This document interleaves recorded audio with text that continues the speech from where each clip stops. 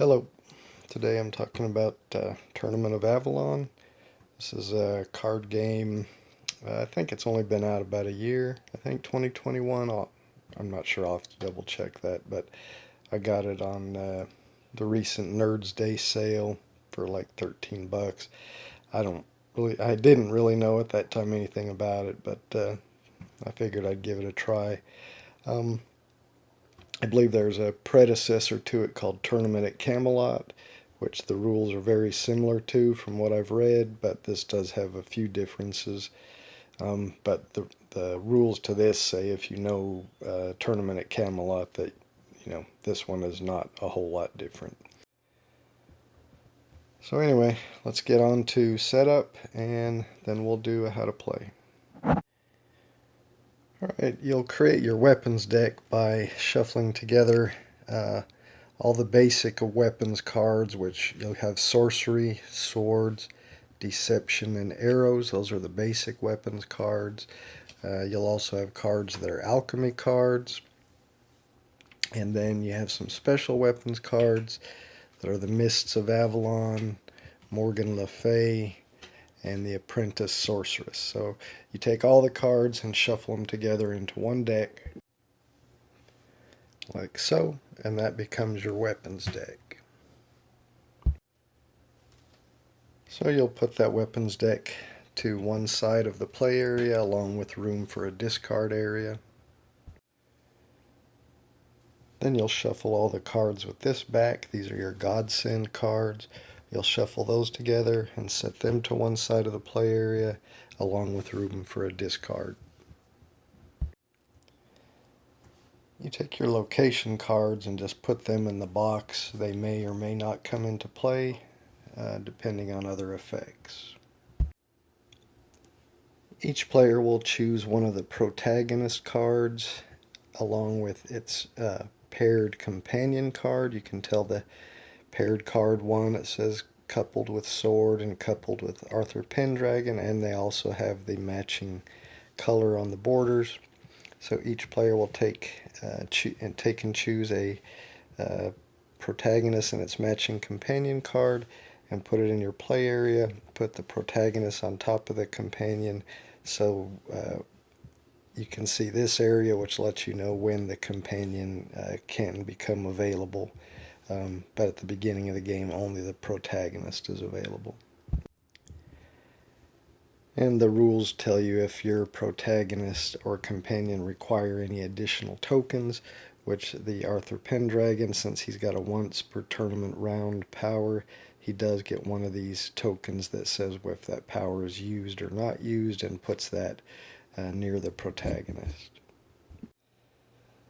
I'm going to be setting up for a 3-player game, so I'm also going to have the protagonist Lancelot du Lac, and his coupled companion is the Armor of Avalon, so we'll set that up. Again, that comes into play when Lancelot is at 200 health or less. That's the same for Arthur. And my third player is going to be Sir Percival, and he's got the Swan for his companion. And his threshold is when his health is at 150 or less, then his companion comes into play. So those are the 3 companions. I believe there's 10 possible protagonists and matching companions in the box. Each player should take a couple of these health cards. They are robust, stable, feeble, and finally down to crippled. So you just use them to mark your health. You start here at robust, and then once you get down below that, then you go to stable. Once you get down below that, you see it says to go to feeble, so you flip this over. And then finally when you get down below that, you flip over to stable and you go to crippled, and then 0 will end the game. It says for the standard game you start with the robust 400 health, but if you want to play a shorter game you can start with stable and start at 300. But we'll just go with the standard, and then each player takes a health marker and puts it on the 400 if you're playing the standard game. So I've done that here for my 3 players. Normally you would not be lined up in a row like this. You'd probably be playing around a table, but again, since I'm playing solo, my setup, this is how I have to do it. And each player should leave room in their play area where they can place their weapons hit piles, which will be the weapons cards that you'll get from your uh, when you lose and end up having to take a trick, which we'll talk about when we get to the rules. But again, just leave a space where you can put your weapons hit pile in your play area. Finally, you will randomly determine who's going to start the game as the dealer. Put the weapon card passing token in front of the dealer with the token pointing toward the left. So we'll just make Lancelot de Lac here the dealer for the first tourney, and you put the token in front of them to mark that they're the dealer, and again it starts out pointing toward the left. And that's it for setup. We are all ready to get into how you play the game. Alright, so Tournament Tournament at Avalon is played in a series of what are called tourney rounds, and each tourney round is broken up into 4 phases. You have the dawn phase, the combat phase, the dusk phase, and the godsend phase. So first thing you have is the dawn phase, so let's talk about what happens in that phase. At the beginning of the dawn phase, you set any protagonist and companion card powers or tokens to their unused side. Of course, at the beginning of the game, they'll all be at their unused side, but later in future rounds, they might be flipped over to their used side. So the first thing in the dawn phase is to set everything back to its unused side. Then the dealer, who will shuffle the weapons deck and deal 12 cards to each player. So let me do that. Alright, so each player will have a hand of 12 cards, which of course they will keep in their hand and only they can see them. But of course, since I'm playing by myself, I've got mine just set down here. But again, this would be a player's hand of cards, and then the remaining deck and discard area are just placed in the table area. Next, you have what's called the Fey Changelings. So every player will look at their hand of cards and choose 3 that they want to pass to the player according to what this token says. So in the first tournament round, it will go to the left. Next time it'll get switched over to the right, and you'll pass to the right. But for the first round, every player will choose 3 cards from their hand and pass them to the player to their left. So let me do that. Alright, so each player has received 3 cards from the player, passing them to their left. Then they just take those cards and add them to their hand of cards.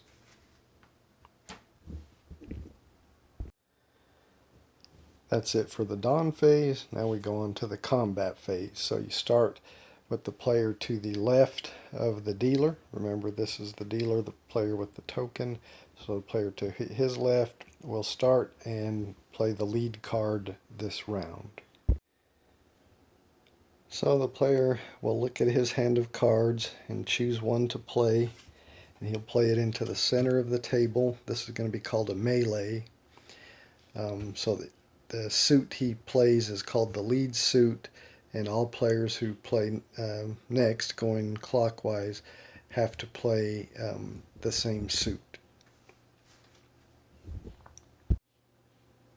So again, the next player going clockwise would be the Sir Percival player over here. Now he must follow suit, so he's got to play from his hand an arrow card. Now you're playing, what your goal is you want to play a higher card, because the lead or the lowest card in the melee is going to end up taking the trick, and they'll have to take those cards, and those will actually cause them injury, and they'll take damage from the cards they have in their weapons hit pile when you're totaling damage later in the round. So you want to, in this game, you want to take the fewest tricks you can possible. So again, the lowest card will take the trick, so you want to play higher cards. So again, you have to follow suit. So you couldn't play a deception or a sword or a sorcery.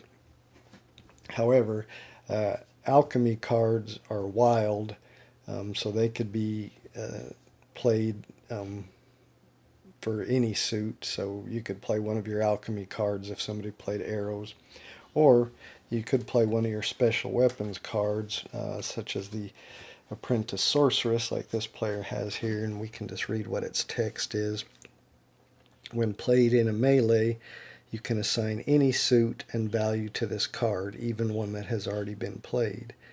And then we haven't talked about points when you're totaling your damage later on, but this one will be worth 10 injury points. So you can play your special weapons card. So for instance, if he played this one, he could say this is a 15 of arrows if he wanted. Because again, you can assign any suit or value to it. But since this player has an alchemy card, he could play that. So he's playing a 12 of alchemy. And that brings us to another possible thing that can happen. Remember, the alchemy is wild, so that can match the arrows. But if you play the same value card as another player, you create what's called a feint. When cards are feinted, then they don't count towards who loses the melee. So in this case, the lead player played the 12 of arrows, the second player played 12 of alchemy, so those are feinted. So when the next player plays, let's see what he's got. He's got to play a sword or an alchemy or a special weapons, but they can't lose the melee, so it doesn't really matter what he plays unless he was able to play a card with the equal value. Then he's going to lose the trick. Now, if he did have another card such as that Apprentice Sorceress that he could set to any value, he could set that to a 12, and then they all feint, and nobody would end up taking the trick. In that case, you would just set those aside. They would still count for the damage pile, but then you would start a new melee, starting with the lead player, and do another melee, and then whoever lost that melee would also take all the cards in the weapons hits pile from the previous melee that occurred that everybody feinted in. But the third player, he doesn't have that, so he doesn't have one of those. So we'll just say he plays his 8 of arrows. Now, because these cards don't count, well, he would have lost anyway. Now, he has a 15 of arrows, which he could play, which is actually higher than the 12, but because the two 12s feinted, even if he played that 15 of arrows, he would lose. So he just goes ahead and plays his 8 of arrows. Now he's going to lose this melee, so he takes these cards and puts them into his weapons hit pile, wherever he wants to make that. Maybe put that over here. And those will count toward injuries toward him later. Then whoever lost the melee, they become the lead player for the next combat. So then he would play a card from his hand to start a new melee, so maybe he plays the 15 of arrows, and then it goes back to the first player, and he's got to choose a card and again play in suit. If you don't have a card, now he does have arrows, but if you don't have a card, you don't have a card in suit, or you don't have an alchemy card or a special weapon card, so you're unable to play into the melee, then you are shamed. And so what you have to do is take 5 points of damage, immediately take 5 points of damage, and discard a card from your hand into the weapons discard pile. So you continue doing melees in this manner until you would start a new melee, but nobody has a card, but somebody doesn't have a card in their hand to play, and that will immediately end the combat phase. So this is usually 12 melees since you start out with 12 cards each, but it could be less because there could be somebody loses cards due to some effect of some kind. So it's 12 melees or less is usually happens in a combat phase. So then you move on to the dusk phase. Any player that did still happen to have cards in their hand would discard them into the weapon discard pile. Players then tally their injuries by looking at their weapons hits pile. Each basic weapons card like this is 5 points of damage. If a card has this skull and blood splatter on it, that's a poisoned weapon. So in this case, a poisoned arrow, that's 10 points of damage. So you would take 10 points of damage for that. And again, this is just a regular basic alchemy. So that, again, that's just 5 points of damage. Some of the special weapons cards, like we saw earlier, are 10 or even 25 points of damage. So those you really don't want to get. But everyone totals their damage, subtracts on their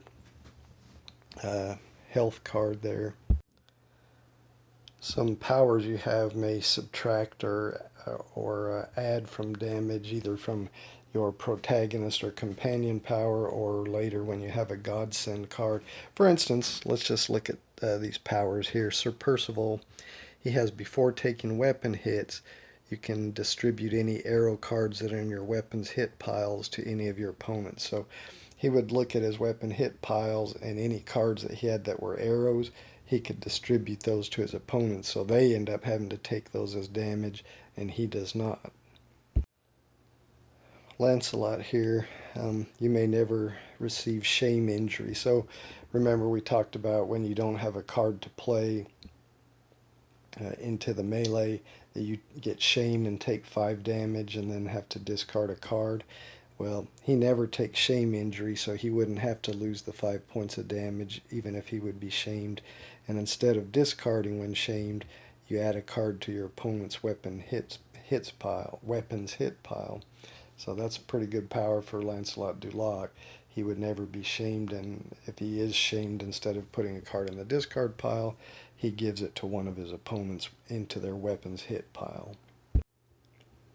And Arthur's power here, once per tourney round, not per melee, but per round. You may command an opponent to play a card from their hand in place of yours, and then they take the results of both the card they play for their turn and for yours. So maybe if you don't have a card to play and you don't want to be shamed, you can command one of the other players to do that. And then, of course, then you flip your token over to used, showing that you've used that power for the round. And then at the end of the melee in which you do that, you have to give an opponent a card from your hand. But that's still a pretty good power. So all the protagonists have some sort of power that may change the rules. And of course then the companions will also.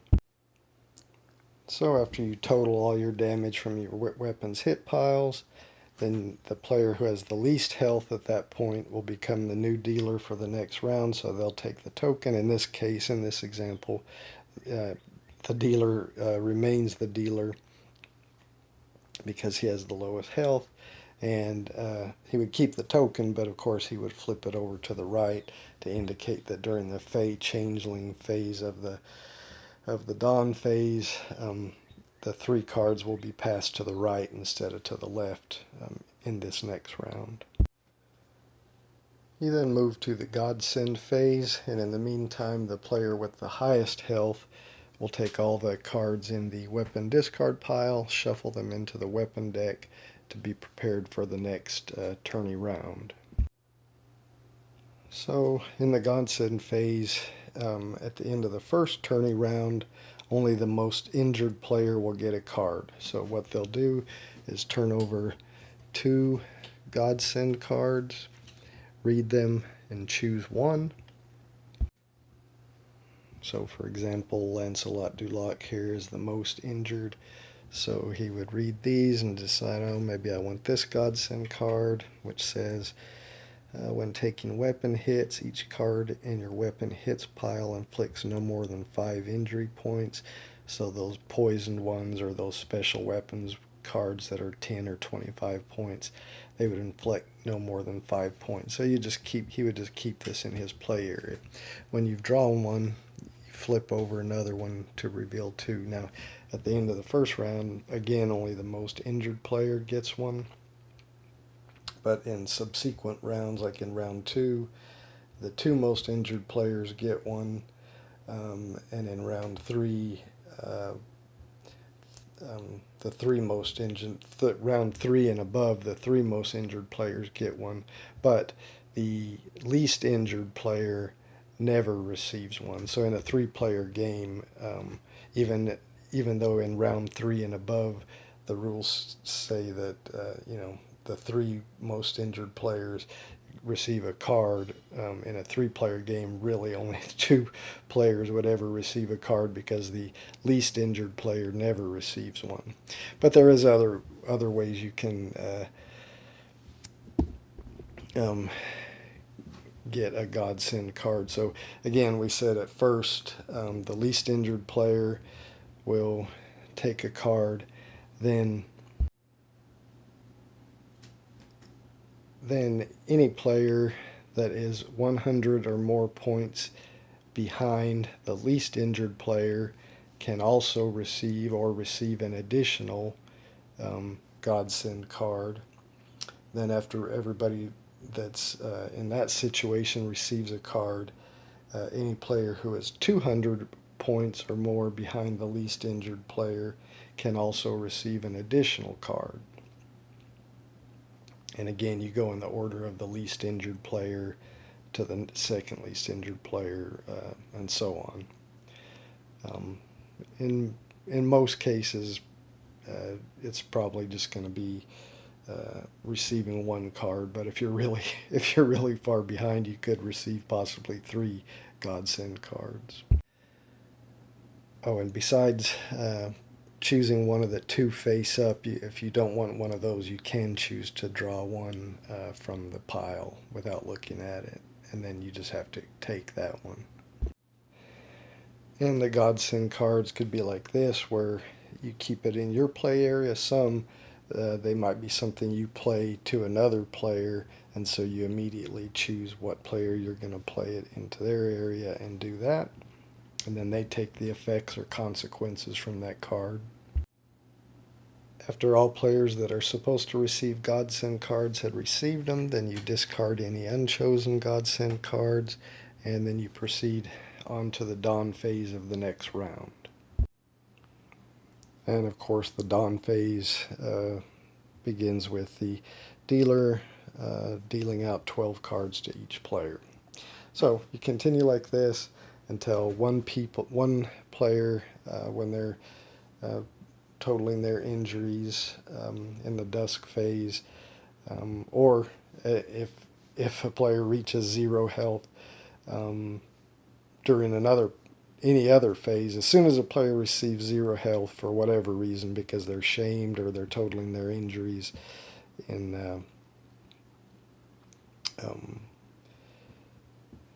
the dusk phase, or once all players have totaled their injuries in the dusk phase, if any player is at 0 health, then the game ends at that point, and the player who has the most health wins the game. If there is a tie for most health, then the players share the win. Let's talk about a few other rules that we touched on but didn't quite go into. I mentioned if you don't have a card of the lead suit when it's your turn to play, that you can play an alchemy card, or you can play a special weapon card, or if you don't have any of that, then you are shamed. So if you don't have a card of the lead suit, but you do have an alchemy card, you must play it. You can't just take shame. You have to play it if you have one. Though the same does not hold true with one of the special weapon cards. If you don't have a card of the lead suit, but you do have a special weapon card, you could play that as they are any suit, but you don't have to play it like you do if you have an alchemy card. If the lead player, plays an alchemy card as the lead card in a melee, then any subsequent cards played can be any suit, because all cards are considered in suit if the lead card is an alchemy card. So that's pretty much how you play the game. Again, different characters may have different powers, and the godsend cards can have powers that affect things. If there's ever a dispute on what power takes precedent over another rule, the rules state that godsend cards overrule protagonist cards overrule companion cards overrule special weapon cards overrule basic weapon and alchemy cards. And if players cannot agree upon a ruling for how card powers interact, the player with the lowest health makes the final decision. And then I just wanted to mention there are a few other little tokens that didn't come into play in my rules overview, but these do come into play depending on other characters or companions that come into play, or that can be played if characters choose them. So that rules overview may be a little confusing, so of course, as always, the best way to let that sink in is to see some example rounds. And let me reset the game to how it was when we started at the dawn phase, and we'll do some examples. So I've got us set back to where we were at the end of the dawn phase. So remember, at the dawn phase, the tokens and protagonist powers and stuff are set back to their unused side. The dealer shuffles and deals 12 cards to each player, and then you have the Fade Changeling phase, where each player passes 3 cards to their player to the left. So we have done all that in our example, so I've just set us back to that state. So now we start the combat phase, with the lead player being the player to the left of the dealer, and again he'll pick a card from his hand that he's going to play into the melee. So we'll play the card we showed in our rules overview. He's going to play the 12 of arrows. And now we come to the Sir Percival player. So he decides what he wants to play. In our rules overview, he played the 12 of alchemy to cause a feint, but we'll just say in this example he's going to play his apprentice sorceress. So again, assign any suit and value. He's going to assign it to the arrows since he's got to play in suit, and he's going to make it, you can assign it to any value, like 1,000 if you want. So we'll say he assigns it to 1,000. So 1,000 of arrows. All right, so now this player has to play, and he knows he's pretty much not going to be able to be higher than that unless he had a special weapons card. So he knows he's pretty much going to lose this, so he plays his 4 of arrows, so he loses that melee, so he takes those cards into his weapons hit pile, and now it's his turn. Now he's got to start the melee. So we'll say he's going to play his 14 of swords. So now we come back to this player, Arthur Pendragon, and he's got to play a sword or an alchemy or a special weapon card. Well, he doesn't have an alchemy or a special weapon cards. He does have some swords, so he's got to play in suit or be, well, he can't be you can't be shamed if you have to play an in-suit card or an alchemy card if you have it. So he's going to play the 8 of swords into the melee. So now we come to the Sir Percival player. He actually has the 15 of swords, so he will play that. So the first player, Arthur Pendragon, who played the 8 of swords, has the lowest, so now he loses that trick and must take it. So he's got to put those into his weapons hit piles, but now he gets to play first into the melee. So he plays his 11 of arrows into the melee. Now Sir Percival has to play. And we'll say he's going to play his 12 of alchemy. So the suit is still arrows, but that alchemy can match anything. It's wild, and now he's played the highest card in there. Now we come to the Lancelot du Lac player. So he's still, the suit's still arrows. He's still got to play arrows unless he plays an alchemy card or a special weapon card. But he does have a 15 of arrows, so he's going to play that. So again, the loser is still the player who led, the Arthur Pendragon, who led with the 11. So he's got to take those into his weapons hits pile. And again, now he gets to play the lead card. He doesn't have a very good hand.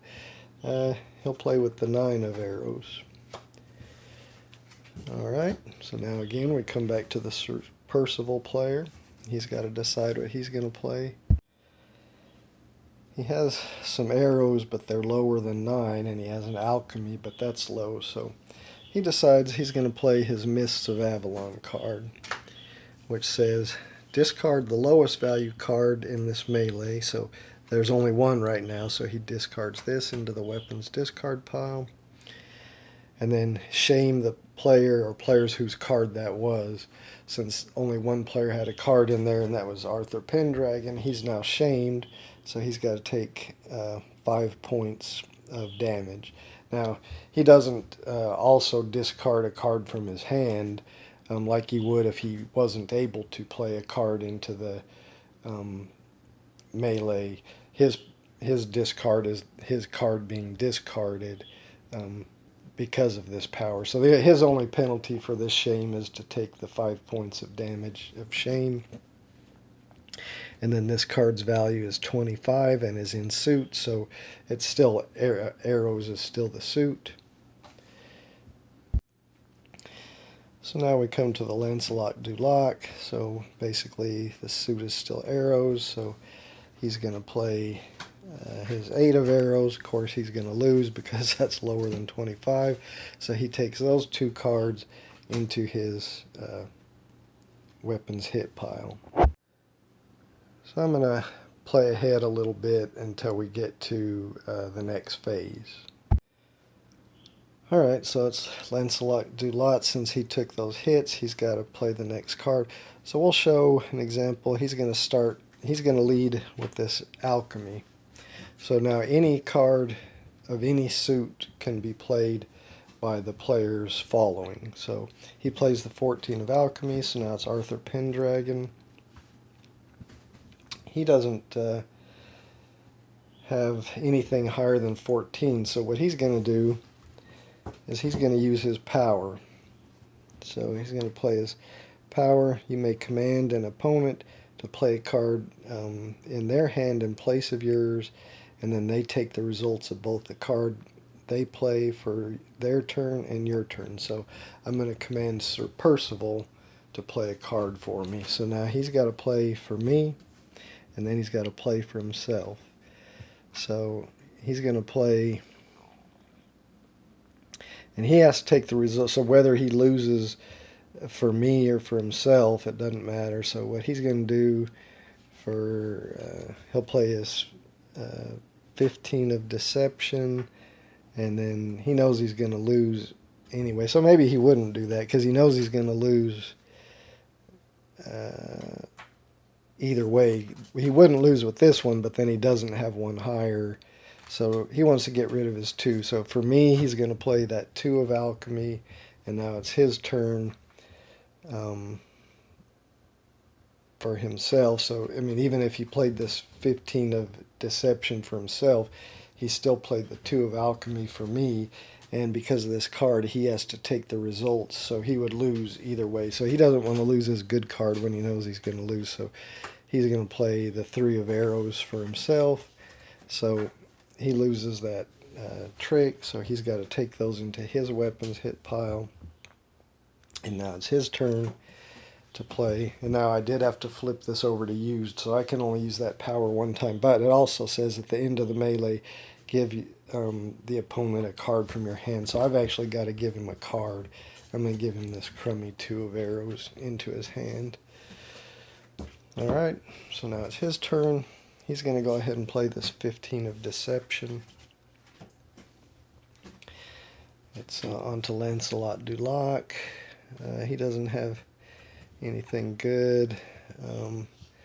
He'll play this 11 of alchemy because he doesn't have a deception. Alright, so that goes on to, he has a deception. He knows he's going to lose with either one of these, so he'll play his 3 of deception. So he loses that trick. He did not have a good hand this time. Alright, so he gets to lead. I'm going to go ahead and finish this out off camera, and I'll come back when we're ready to do the dusk phase. Well, I wanted to show an example here of a shame. So Arthur Pendragon played his 7 of swords, comes over here to Sir Percival.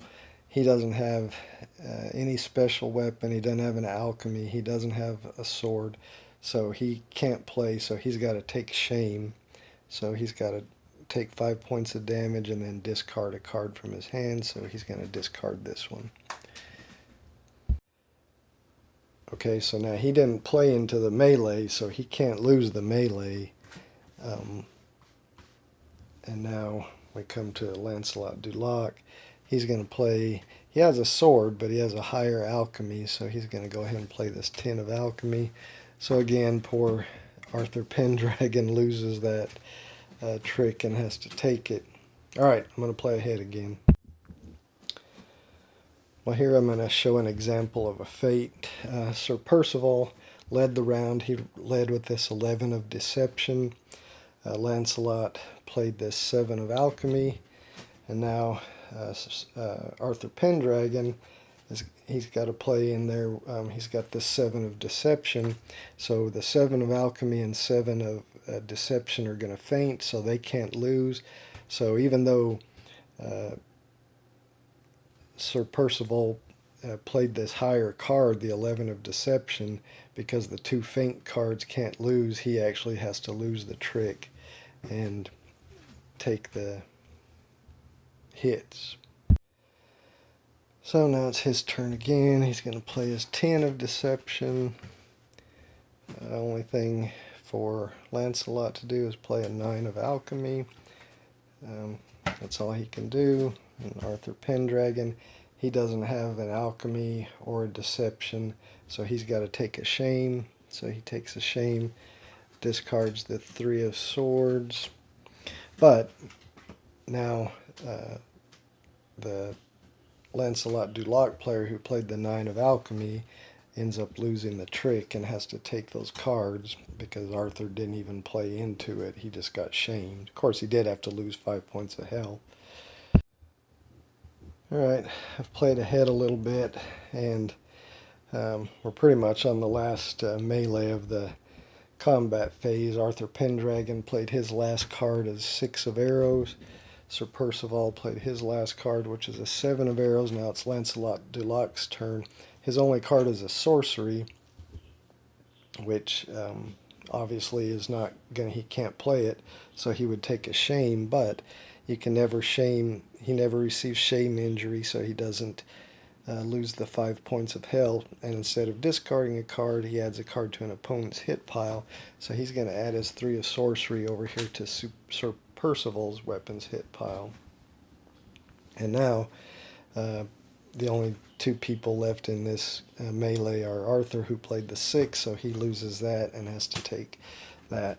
Now nobody has a card left to play, so that's going to end the combat phase, and now we move into the dusk phase. So we'll start totaling Arthur Pendragon's damage here. So remember, basic cards, that's 5, 10, 15. This is actually 10 points of damage, so that's 25, 30, another 10 points because it's damage, 40, 45, 50, 55, 60, 65, that's 10, 75, 80, 90, so 100 points of damage. But actually, I just remembered something.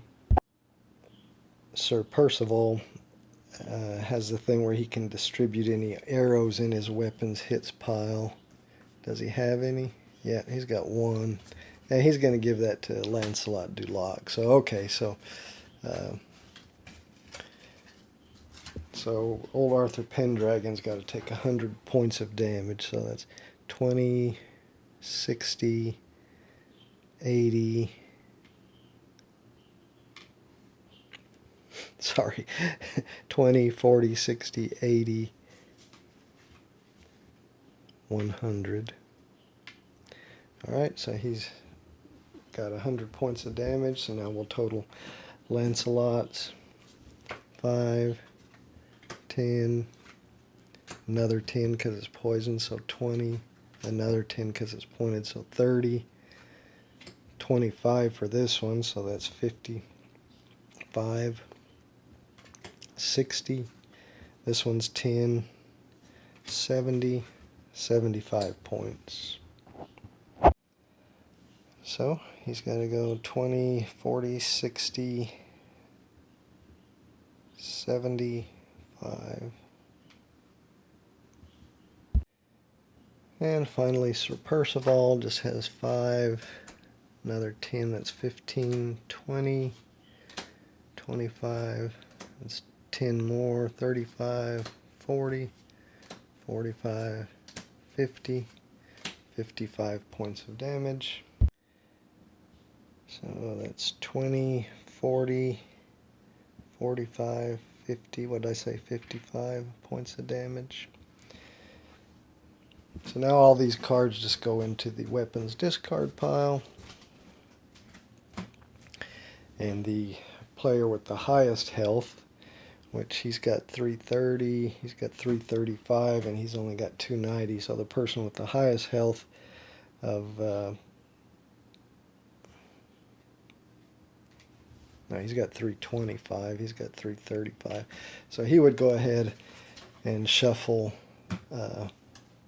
this deck back up. The player with the least health, which is Arthur Pendragon, would be the dealer for the next tournament round, so he would take this token and flip it over to the right side. The right side just meaning that's the way you're going to pass the 3 cards in the Fey Changeling part of the Dawn phase.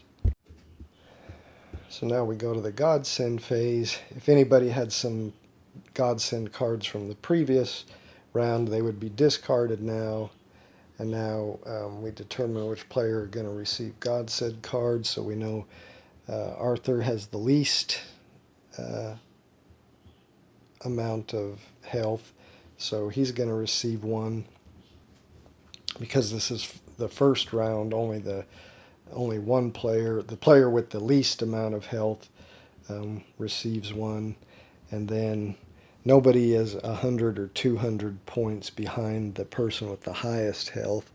He has 335, and he's not down to 235, so he's only going to receive one, so he's going to be the only person to receive a Godsend card.